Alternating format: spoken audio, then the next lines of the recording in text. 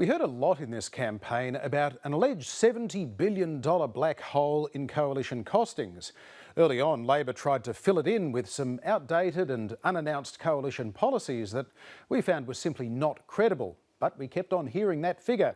$70 billion worth of cuts.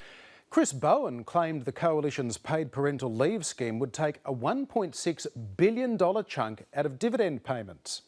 Australia's mum and dad investors, self-funded retirees, facing a $1.6 billion a year slug to pay for Mr Abbott's expensive, unaffordable and unfair paid parental leave scheme. That did check out. Joe Hockey was comparing apples with oranges, though, when he conflated net assets with projected gross debt figures to create an exaggerated claim over Labor's record on debt. And Greg Hunt was talking up the ability of tree planting to significantly reduce carbon emissions. We can reduce our emissions by 20%. But Mr Hunt was a lot more certain than the actual science, which talks about potential and is just theoretical. Kevin Rudd was called out for falsely claiming Tony Abbott cut $1 billion from hospital funding.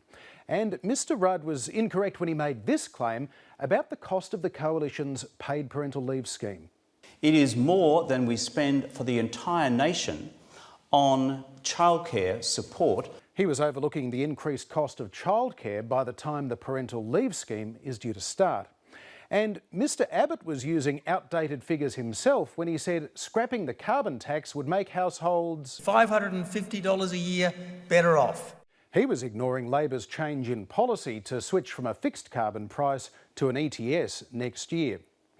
At the end of the campaign, we can say this. Politicians rarely make things up, but sometimes they like to play with context and economic concepts and even timings to create a favourable impression. But then there's Clive. The campaign may be over, but ABC's fact checkers are just getting started, and we'll be back after the election with more than just politics.